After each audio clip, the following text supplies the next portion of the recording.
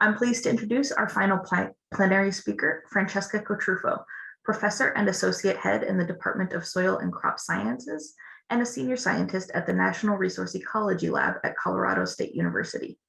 Dr. Cotrufo, we are really happy to have you with us, and please begin when you're ready. Thank you, everybody. It's really a pleasure to be here today to present. And what I was telling Alison, that I'm actually not really going to present on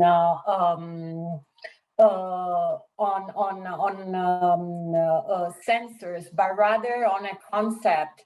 And I hope you can see my screen now. Yes, we can.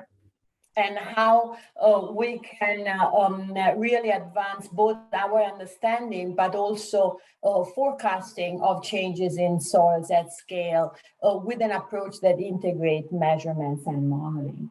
And to me, you know, we have as scientists, and you all in the audience, I'm sure, with me, and recognize the urgency that we have on addressing issues about how we maintain our lives and thrive on our planet at a time where there are serious inequality issues, the world population is still increasing, and having a high demand of energy, water, food, land on a planet that is actually warming.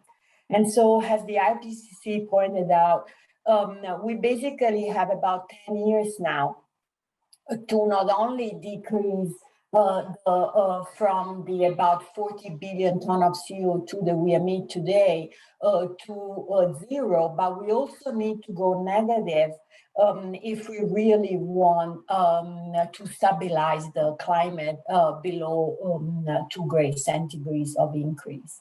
And so, you know, there, of course, all hands are required on deck to address these huge challenges. But soils can indeed play a major role in them because they are really at the nexus of all those challenges for the variety of ecosystem services that they provide.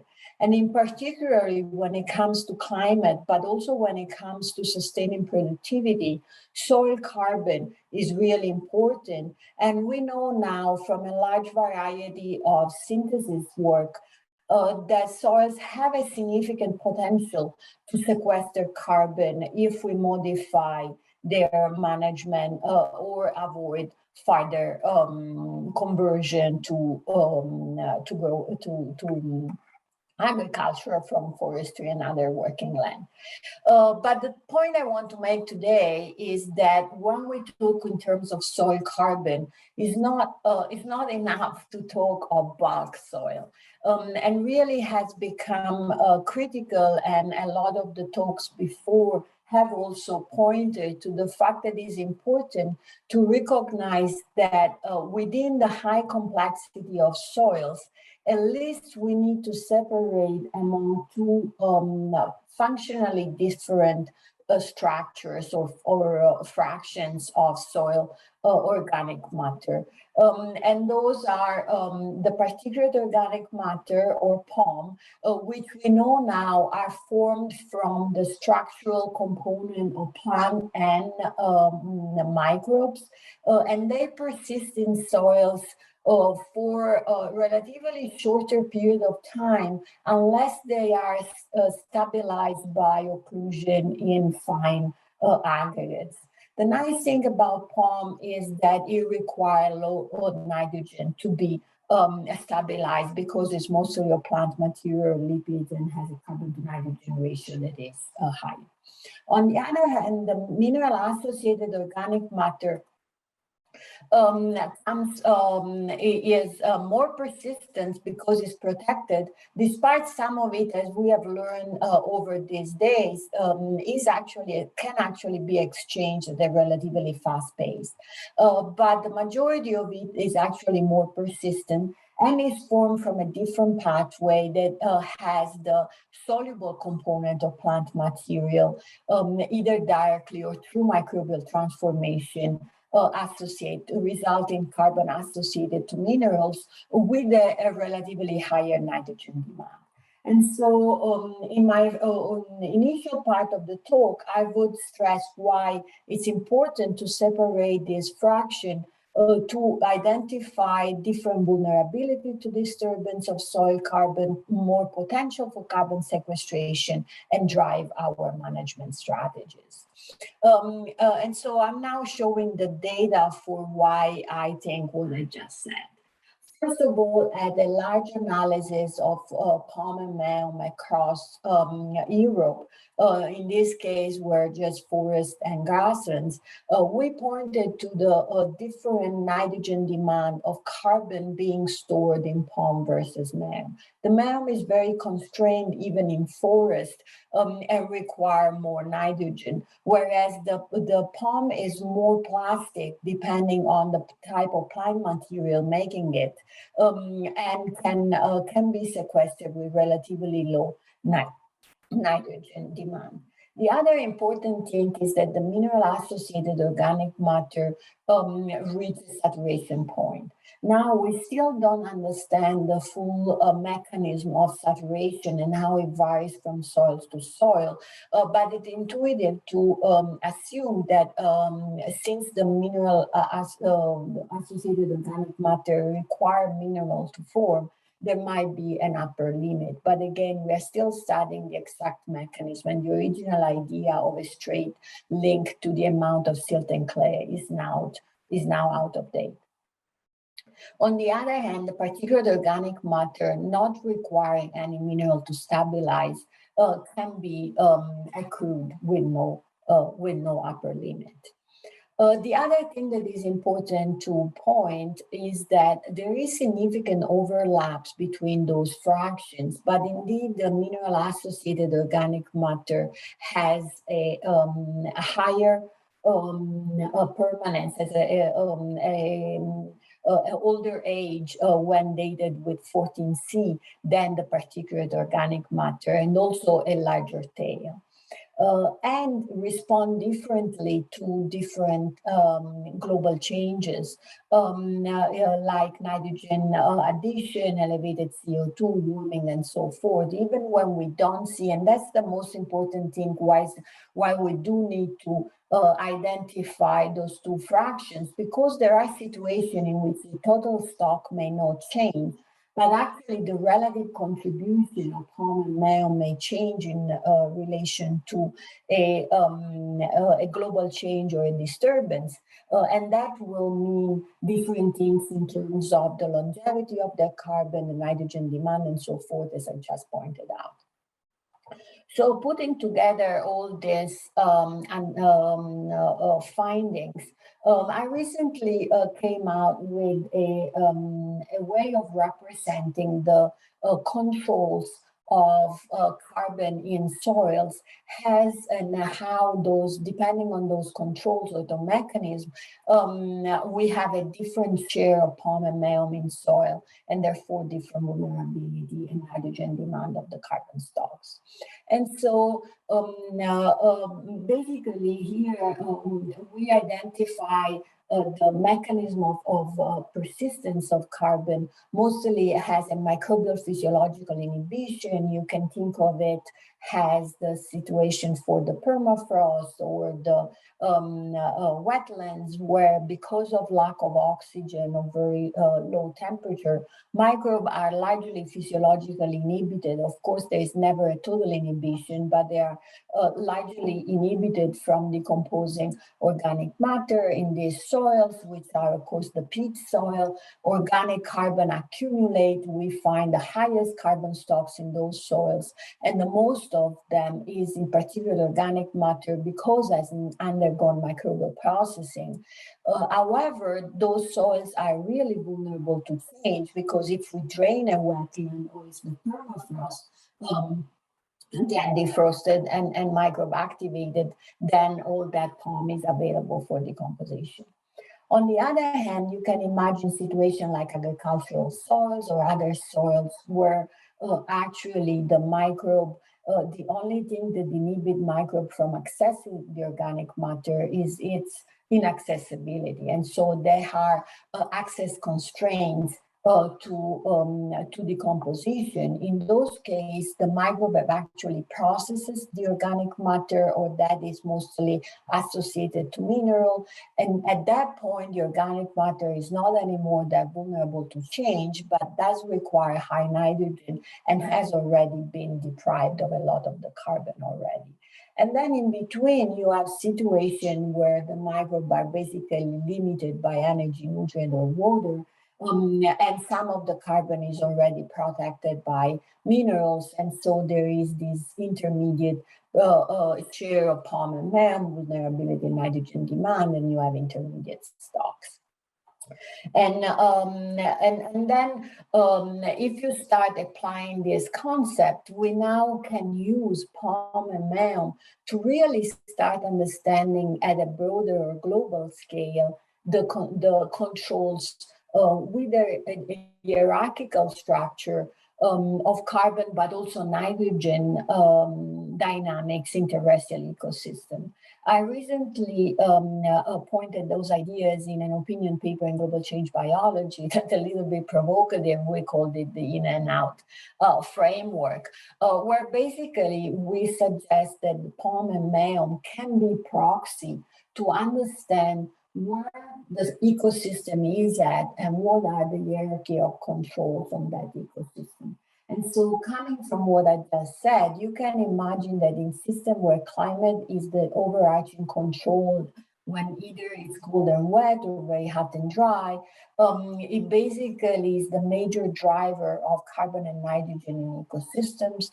For cold and wet, you typically have that microbes are relatively more inhibited than plants, and so you have a system that are output limited, and therefore you would accumulate POM, but also immobilize the nitrogen in that POM in the topsoils.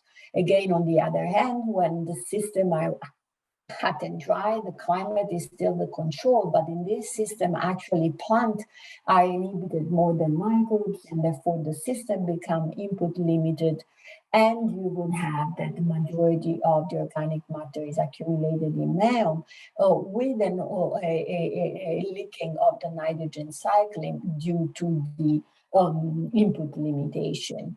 And then, you know, in situation where you are in between, those are actually the ones that are more prone to our management control. But mostly for this talk, I want to suggest that POM and MEM, as well as the 15 nitrogen of the soil, can be used as proxy to look at that structure. The subsoil are somewhat limited because by a definition, somewhat different because by definition they are input limited, and therefore we expect to be mostly the input to control their dynamic as well as the specific soil traits. And so POM and MEM become really a handy proxy to understand where soil is at, the capacity to sequester more carbon, how we should manage it. And the nice thing about them is that those fractions can be easily separated with a physical procedure by size and density. Now, nothing is entirely easy, and there are a lot of nuances in how you would approach the fractionation, and there are a lot of different ways to do it by size or by density with relatively different definitions.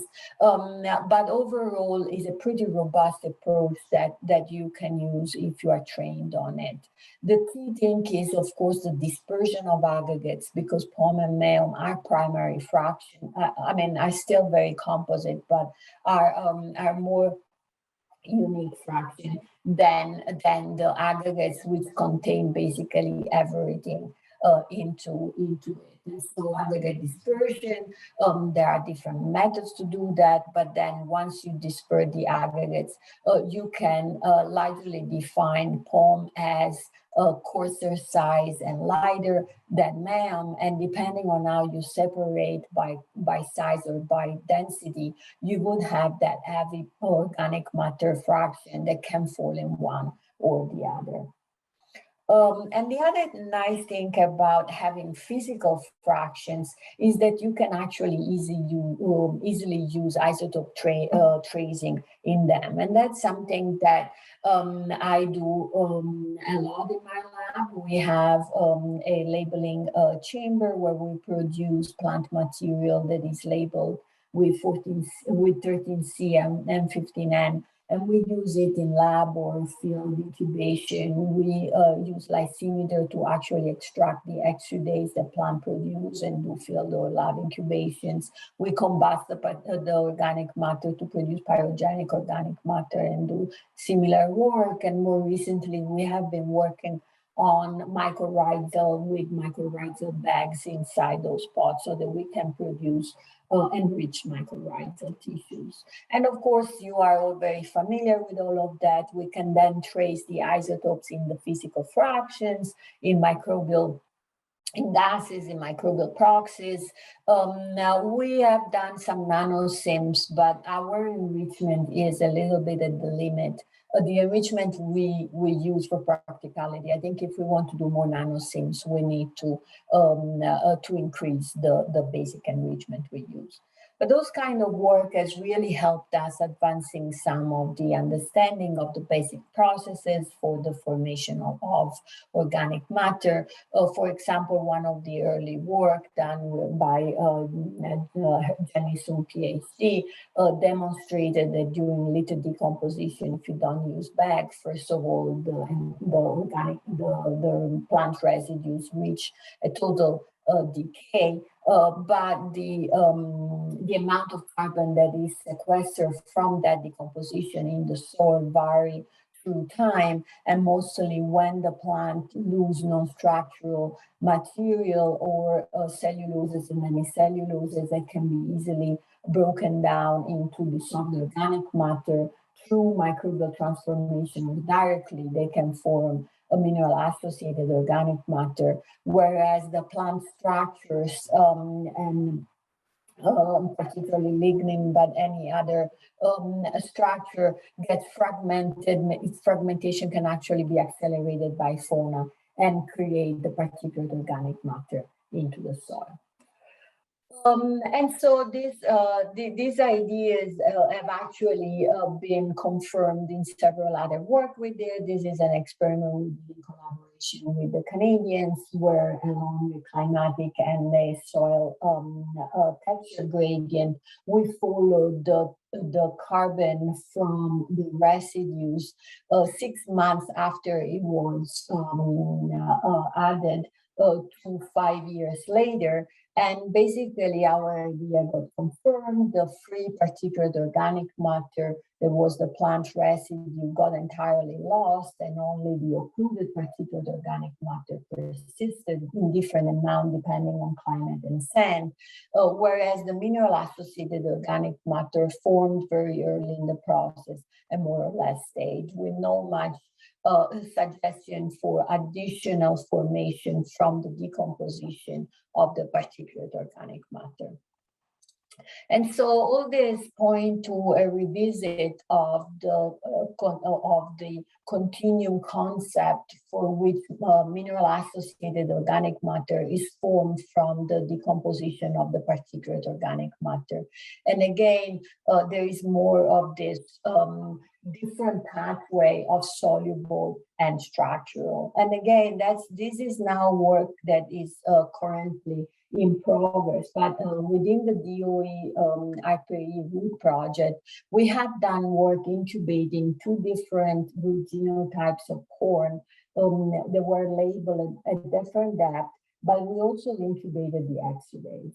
And what we find out, and when we incubated the root biomass for 2 years, we followed it for 2 years in 2 different genotypes that differed slightly in their chemical constitution. What we observed was that the majority of the residue contributed POM, and that POM particularly remained at depth, with relatively less being formed in terms of mineral-associated organic matter. but also that the mineral-associated organic matter formed at the beginning and mostly persistent throughout. A different pattern was observed when we just added the exudates, and what we observed was that they immediately stuck on the minerals. Some of them were exchanged over time, but from, at the end of the experiment, they stayed associated with the mineral fraction. But also there was some particular organic matter formed when you actually add solubles, and that suggests that the microbial cell wall, particularly possibly fungal cell wall, could contribute to particular organic matter. The other thing that we are pursuing now is to look at how the efficiency of formation of palm and male may be driven by either microbial diversity or chemical diversity. And what we observed is that, as for example, Johannes Lehmann had suggested earlier on, the diversity of microbes and the chemical of the substrate might be important. This is the result of a laboratory incubation where we added either the litter leachate, fresh litter, or litter residues after 14 days of decomposition, 6 months and 12 months of decomposition. And what we observed was that for the particulate organic matter, the efficiency of persistence increased with both microbial richness and chemical richness, in particular in the subsoil.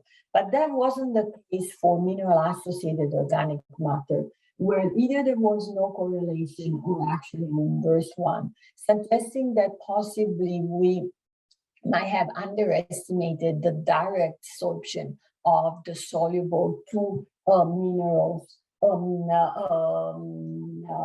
the fact that it's really independent of microbial diversity, how much of the soluble input gets stabilized on minerals. And so, if I had to revisit the MEMS, for sure I would consider also the particulate organic matter in the framework and think about how more of the structural component, but also the microbial diversity might contribute to its formation and persistence. If I'm here, pushing for using MALM and POM as proxy to understand where our soils are and how we can best manage them, I understand that I also have to identify analytical approaches that can provide a high throughput of those analyses that are otherwise pretty time consuming to produce. And so that's something that we are working a lot in my lab. First of all, I have an NSF PFI project where I'm working with some engineering partners, and we are working on an instrument that could automatize the density separation, which is one of the most demanding steps and time-consuming steps. The other thing that we are experiencing with, and alongside others like Jonathan Sanderman and so forth, we are looking at using FDIR to actually predict those fractions so that we can analyze a subset and then scan the rest and predict polymer distribution. Or also now that we have a growing number of large data sets with a number of data that characterize soils. Another approach that is actually very scalable is using artificial intelligence techniques or random forest and other to start projecting palm and meum and large scale and have maps of them. And so, for example, the FDIR work we are conducting in collaboration with Francisco Calderon and Ramirez, it is pointing to the fact that palm and meum differ in their spectra and also across different ecosystems. And so there is an avenue to project them by using FDIR. The carbon is somewhat more promising than the nitrogen, and there is indeed more work that needs to be done. But also in this particular data set, we had ecosystem from a broad range of ecosystem at continental scale, and we are seeing much better data when we actually use calibration within regions or within ecosystems. The other approach that I was suggesting that we have used with the Lucas data set in Europe, and now we are extending to the NRCS here in the US, is that once there are a large number of archived soils, you can subset a representative number of samples that, again, going from, in this case, was 20,000 soils archived, and we selected 400. That is a much more feasible number of samples to analyze, representing the entire distribution of land covers, carbon texture, and so forth. And then use artificial intelligence, in this case, we use random forest to predict the fractions and then apply those models at large scale to produce maps. Also, often these models, and that's, for example, what we did in Europe, we pointed to the carbon and the nitrogen stocks in palm and elm across all the European ecosystems, and showed how they vary from, for example, from conifer forest, where there is a lot of carbon stored in palm and relatively less nitrogen, to arable land, where there is the majority of the carbon demand and much higher nitrogen demand. But also, these kind of approaches can be somewhat used to also do forecasting predictions, since often in those algorithms, you might have climate, for example, has a driving factor of the amount of carbon in palm or mound. You can use that climate, the climate control, to project into the future using climate scenarios and look, for example, at the relative change that you might expect in carbon from palm and mound. And that's what an exercise we did here in Europe, but it's something, again, we are now approaching also in the US using the NICS database. But I believe more in mechanism, and I prefer to use rather than statistical model to project future, in particularly when management is required and whether we have to use model to make decision. And that's why I jumped into this new adventure. I'm not a modeler, but working with other modelers here in my lab, we have started developing models that represent this understanding, but in particularly measured pools, so that they can be initialized and verified with actual measured data. We started off with the LIDAR model that Nell Campbell did at CSU when she was a PhD student, where we started from the liter component, again, to stress the importance of the fact that this soft organic carbon is formed during liter decomposition and can be a very important input into the soil forming map. And then we extended that to the MEMS1 with Andy Robertson when he was a postdoc in my lab. And we basically added to the LIDAR model, which we slightly modified, a soil carbon pool model where we had all the fraction that we have described before. But this, and we verified this model on the same data sets I just showed of the European Lucas data sets, and overall we had a pretty good correspondence between modeled and measured values. But again, this model was only a soil carbon model, didn't represent nitrogen dynamics or water or depth, and no feedbacks were planned. And so we moved from that to the MEMS2, we called it, with Yao Zhang, who's now a research scientist also in the lab.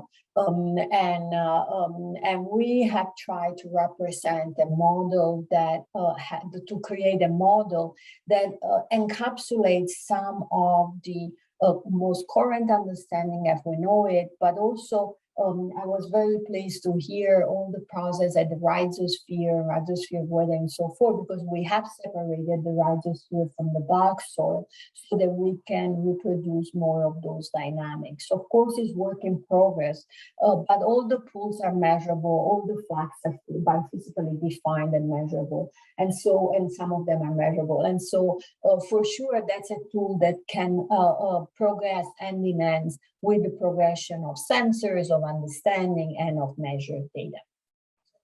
We first calibrated and validated it using data that Rebecca Evan in my lab fractionated from the Olmean soils, and also some covariance data. And again, we had pretty good performance when it comes to grasslands, and now we are working to have a forest version as well as an agronomic version. But just to give you an example of how then this measurement tool integration can work, also has a tool to communicate, for example, with land manager. A student of mine, Laura Vanderpoel, is currently working on what I call the soil carbon dilemma. Here, the idea is that, again, we want to manage agricultural land to sequester carbon, but at the same time, we want to maintain nitrogen cycling in order to support fertility. And so how can we have a management system that can do both of these things in the soil? And here in Colorado, a prevailing form of agriculture is wheat fallow. And it has been pushed to modify to a continuous grain rotation. And it has been shown that by doing continuous grain, you can increase aggregate stability and you can increase fungal biomass and so forth. But really, in order to support productivity and reduce nitrogen input, we also need to have legume in the system that can entirely stimulate microbial activity and soil health, and therefore result both in carbon sequestration and nitrogen cycling and supporting productivity. And so Laura compared wheat fallow to continuous grain that had P in their rotation, and measured a significant difference when the P was included, in particular in the mineral-associated organic matter. However, this was a one shot in time, more or less 10 years after the land use conversion. And so the question is, are all these systems losing carbon, and maybe the continuous P is only losing at a lower rate, or what is happening there? And that's where the model is really important, and that's where the measure model integration happened. And at the time, Laura used the MEMS1 model and had a pretty good correlation between the measure and the model value. And now, by having the model, we can really show farmer the trajectory where, for example, if they continue with wheat fallow, they will be losing, keep losing carbon from the original prairie in those sites. Whereas if they implement a legume, if they do continuous grain, they'll stop the loss, but they won't really accrue much.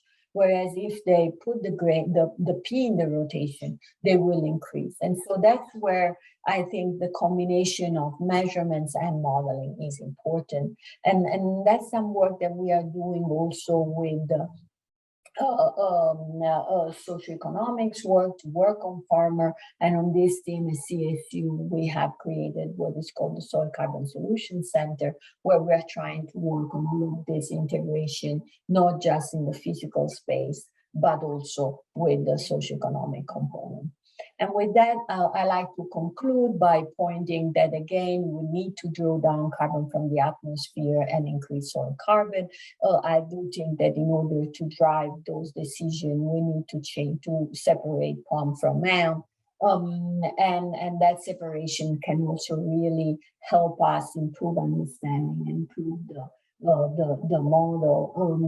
I'm very curious to hear if there is much in the space of sensing that can help separating those two. For now, I do think that improving the throughput in the lab through also FDIR and artificial intelligence is the best way we can go, but also with the process-based model like MEMS, where, for example, soil moisture, nitrogen, temperature are major drivers. If we can sense those in the soil, that can better help us predict soil carbon, even if we can't directly measure have sensor for soil carbon and particulate organic matter.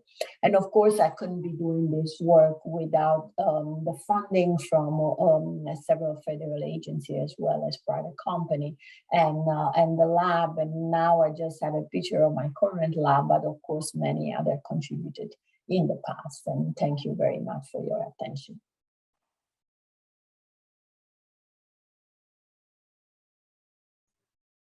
Thank you, Dr. Cotrufo. That was an amazing talk. I really enjoyed it. We do have some questions submitted through the chat.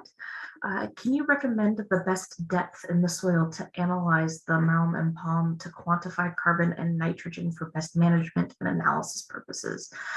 In some studies, they've read 10 centimeters, but is there information about soil available for North America, and what existing databases are accessible to researchers? Yeah, so the depth typically change from study to study. The largest, and it depends a lot on the ecosystem. Agricultural ecosystem have lost a lot of their palm because it's been so highly have been so highly disturbed, and because the plant input has been so much reduced. And so really palm and malm often makes sense to separate only on the topsoils. And now the definition of topsoil is really it depends on the soil type. You can say it's the air horizon, you can say it's the zone where the majority of the roots are, but typically extends anywhere between 10 and 30 centimeters. You would consider the subsoil what is below 30 centimeters. And so again, there isn't really a uniform approach, and people have been sampling at different depth, but I would suggest either to recognize the air horizon or the 0 to 15, 0 to 20 is where you might have the highest palm.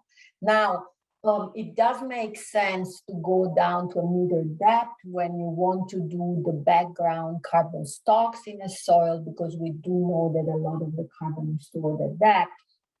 It might not necessarily make sense to fractionate all the way to depth unless you have a specific question to do that. One of such questions is actually introducing perennials or cover crops in rotations with deep-rooted species, because one of the expectation is that those deep-rooted crops can increase both carbon inputs, but possibly also carbon turnover at depth. And so that raises a question that make it valuable to separate palm from malm and depth. Otherwise, if you don't have a question that justify that effort, you might well be doing just the topsoil. Great. Yeah, that makes sense. I imagine it's really hard to get down to a meter in most places, but good to know that you think we can get a pretty good model with just using the first 10 centimeters or 30 centimeters. I mean, and let's say a model of palm and malm, you want the total stock all the way down. What happens is that as you go down, the palm reduces, and so the malm become really 80–90% of the soil. At that point, you might want to ask, is that worth doing the separation? Right. And that worthiness come from the question that you have. Right. How important do you think it is to separate the palm into the light and heavy fractions? Okay, that's a great question. We actually have a project ongoing to better understand what's the how do they differ when we use size or density. The heavy fraction is, I think that if it's feasible to do both a density and a size separation, that's when you have the best understanding of your soils. The heavy fraction can be is not that big of a component. It's typically no more than 10% of the carbon, and so you can decide that it's not worth spending time in trying to separate it. But on the other hand, it can be a very dynamic and interesting fraction or a stable one. A lot depends on the dispersion. If you have a very strong dispersion that also break the microaggregates very well, then the heavy fraction, the heavy coarse fraction really becomes just the organic matter that coats the sand. And that can be biofilm, very dynamic, or if the sand are coated by iron, can actually be pretty stable organic matter associated to iron that coats sand. When instead you don't have a very powerful and strong dispersion, you might find in the heavy fraction, in the heavy coarse fraction, microaggregates of mound. And so that might be better justified as a coarse mound. And so that's why that fraction, I still in my lab, and we have started calling it heavy palm. Other lab call it coarse mound, and can be either depending on how well you disperse and the type of soil. Okay, great. That clears it up for me. I've always been confused about the difference between heavy palm and coarse mound. It's the same thing. We just don't know. Yeah. Everybody always has trouble coming to agreed upon terminology for anything. It's always procedurally defined. So in my opinion, as long as we are clear on the procedures and we are honest with the artifact of the procedure we use, that every procedure has some artifact, then we can honestly talk about what those fractions are. Absolutely, yeah. Do you know of any existing databases accessible to researchers for North American soil information? Yeah, there are actually several of them. There is the Israel database that has a lot of carbon from all over. Oh, so it's the NRCS database. It's mostly for North America, but also for a lot of the world. Then there are all the databases that are more globally, but the majority of the data always comes from the US, Europe, and anyway the northern, the temperate zone. And so there is the Israel, there is the ESCN database, there is the database, and now has also the FDIR data that Jonathan Sanderman is curating, and several. There is the soil, what is it called? Anyway, yeah, there is now a number of database, and of course the NEON database. There are a number of databases that are coming to life. Harder is to find a database that also has the archived soils. If you want to do additional analysis and then use the database to do some artificial intelligence work and project your analysis at a smaller case to the broader section. So that's what we have done, with the European Lucas database and with the American NRCS database. Well, awesome. Again, I want to say thank you for your presentation. Those are all the questions. Oh, another question just came in. Is there any phosphorus information, or how important is phosphorus? Phosphorus is very important. It's just a pain and nobody cares about it because we don't want to get there. I'm starting. We have a collaboration with Wyoming and actually are analyzing the phosphorus in the mineral associated organic matter Goldenian database, and some very interesting results are coming up. Yeah, I'm all for phosphorus. I just would like to have a better way of analyzing it that is not as complicated. Yeah.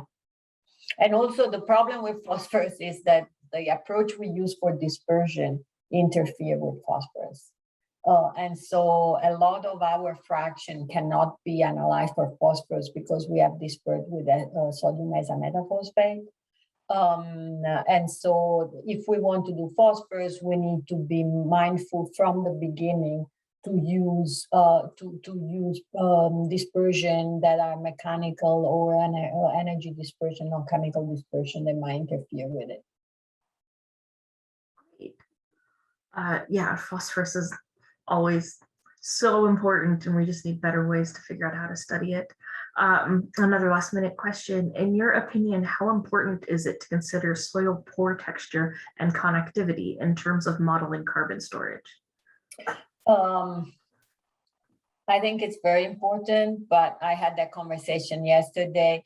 A 3D model, so to do that, my opinion, you need to have a 3D model to do it right, or we need to find some proxy using oxygen redox, something at a more generic space. The problem is that it's really, you can't have a 3D model that is used as a tool that farmer can have to understand the effect of their management. It takes too much time to run it. It comes down to it. And so we need to compromise and maybe have a tiered approach to modeling where we use, very detailed 3D models for our scientific understanding. And then we just pick and choose the really key driver and process that we need to have in tools that need to be coarser because they need to be used at a larger scale and for decision making. We can't pretend unless at some point those models can run at much faster speed. Of course, this is increasing all the time, but right now 3D modeling is an impediment for large scale applications. But is the best to understand the processes. Yeah, absolutely. Everybody always wants 3D, but things get so much more complicated when you start. I think it's important to communicate across us. And so the one that we always don't need to move too much farther with the application models and forget to put in there the new understanding. As long as there is communication and the new understanding can be translated in a way that is simpler and can be used at large scale, I think that's the important communication that needs always to happen. Awesome. Again, thank you so much for your presentation. I think we all really enjoyed that. There's lots of thanks in the chat. And remember that if people want to continue the conversation, we do have that Discord link. So thank you again.